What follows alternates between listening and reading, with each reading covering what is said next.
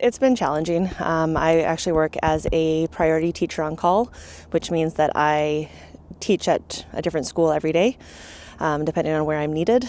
And I would say that the experience varies depending on the school. Some schools have a greater adoption of the mask policy than others. But overall, it's been pretty concerning because classes are full with 30 kids and there's not room to maintain any sort of physical distance. And it's overcrowded and it's scary. Because I am expecting it changes the situation a little bit. There have been studies that show pregnant women who contract COVID are admitted to a hospital at a significantly higher rate than non-pregnant women. I don't remember the statistics off the top of my head, but I think it's something about like 8 to 11% are admitted to hospital, as opposed to women who are not pregnant. It's maybe between 2 to 4.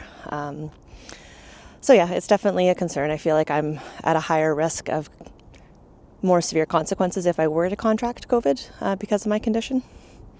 Well, because I don't have a one specific school, I would say that the protocols are, in general, the students are, for secondary schools, students are told that they should be wearing masks in common areas, as in when they're in the hallway or any type of public place that's not in their cohort classroom.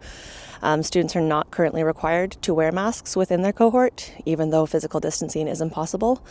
As a TOC, I do like to remind my students that I'm not part of their cohort, so I request that they wear masks when I'm in the room, and I will wear my mask while I'm teaching with them. And I try to do my best to maintain a physical distance from them. But when you're teaching and hands-on trying to help a student who's struggling, it's a lot easier to do so effectively to be able to get closer to them. I think what teachers have been asking for, and the BCTF has been asking for all along, to keep both teachers and students and everybody who works in the schools a little bit safer, is a mask mandate so that kids are required to wear the masks, as well as options for remote learning, which could help with reducing the density in classrooms. When you've got 30 kids in one classroom, especially teenagers, it's impossible to maintain a 2-meter distance.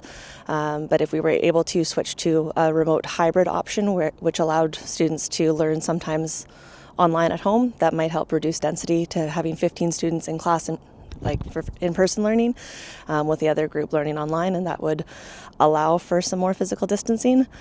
I don't think that there's a perfect solution, but there are some small steps that could be made to help keep everybody a little bit more safer in schools, for sure.